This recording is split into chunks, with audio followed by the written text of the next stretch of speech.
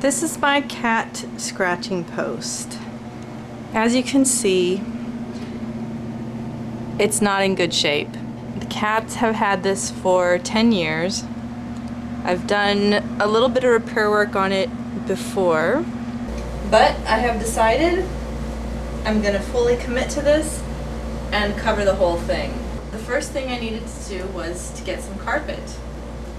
I went last week to several carpet stores hoping to find some remnants. I went on a Sunday and unfortunately they were all closed.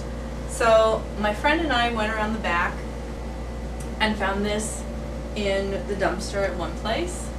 It looks brand new. So that's one carpet we have available. I think there's a lot of it. Then I went to a store today and bought this hideously ugly rug, but it's a really expensive, nice, plush pile. Once it's cut up and put in pieces on the cat scratcher, you won't recognize that it is hideously ugly. And compared with the other carpet, you know, sort of a blend of the two. We also dug in another dumpster and found this, which is really nice, expensive carpeting. Unfortunately,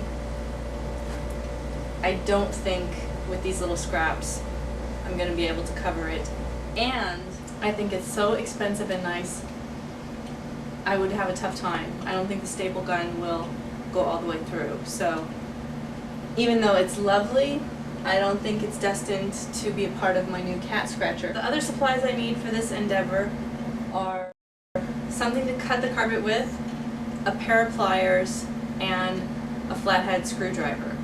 I discovered doing my sample that all of this other carpeting is held on with many, many tiny little staples, and it was working pretty well to use the flathead screwdriver and the pliers to get them out. So that's the first part of this undertaking.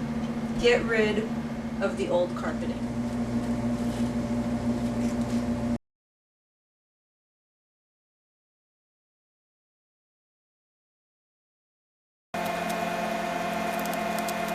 I want to remove the staples as I find them so that I can get a good grip on the carpet that's remaining and really pull it up. I'm not concerned about conserving the carpet that exists. I am, however, interested in noting how it was laid down, which piece first.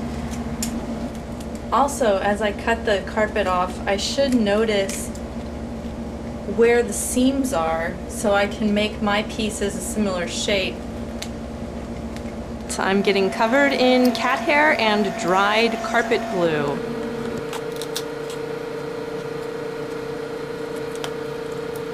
I'm about an hour in and I haven't even uncovered one platform yet. So the way they have attached the previous carpeting is quite secure. Lots and lots of staples to remove. This is hard work. Well, I've got some help, whether I want it or not.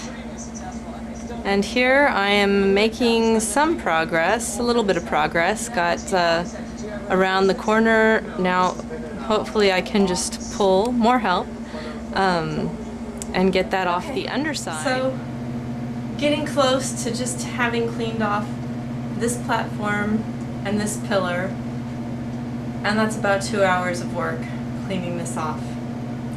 There's still a lot left. I'll get this last piece off, and then this needs a good vacuum. The pliers have been the best tool.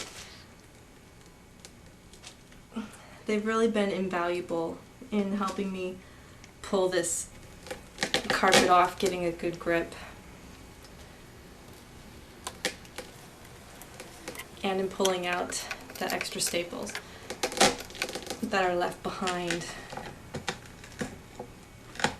It's really just been a question of prying the carpet free.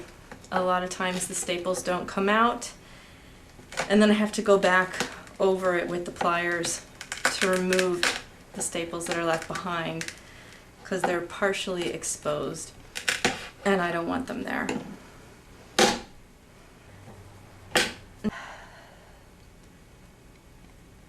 And I'm sweating a lot.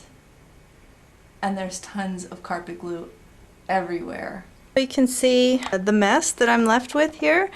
It looks like sawdust. It's the dried glue from the old carpet. Little bits of fuzzy wuzzy carpet from before. This is the bottom platform, which I have not removed the carpet from yet, but there is the one post and the platform, also covered with bits of fuzzy wuzzies and carpet glue. Well, I'm going to pull out the vacuum. I don't think you need to see that. You know what a vacuum looks like. I know you're wondering how I'm going to measure what's going on, so I'm actually going to use a piece of paper. I'll use it to take a measurement around the post.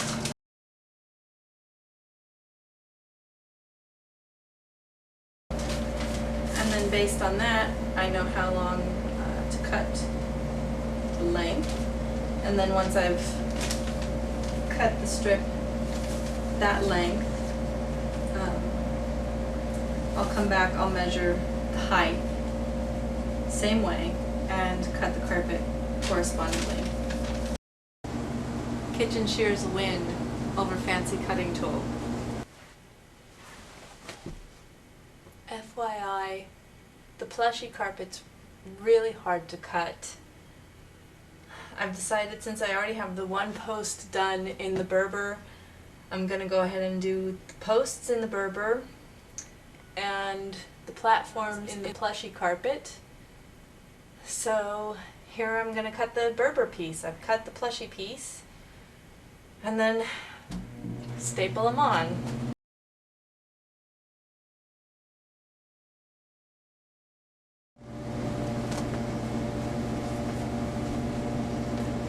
Berber. It fits like this. And then the way this was done before, a second piece covers up this top part and just lays on top of then this Berber piece here. I didn't take off the carpeting that was underneath here. It's in good condition, and it was so hard to get the rest of the other carpeting off. I figured I might as well leave that. Cats don't spend a lot of time hanging upside down from this thing. Now to attach, staple gun.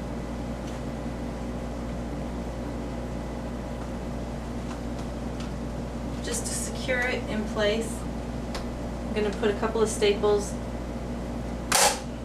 right down in the middle on top.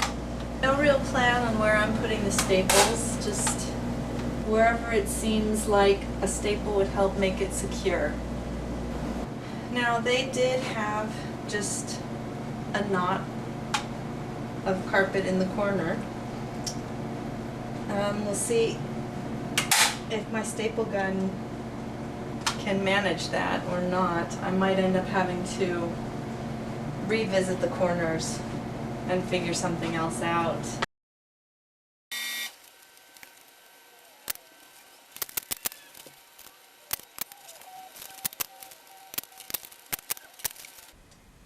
Well, here's what we know.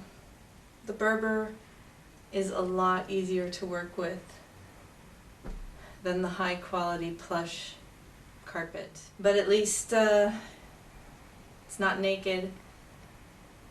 Cats will have something to play with overnight, not dangerous, and I can sleep on it and revisit it tomorrow.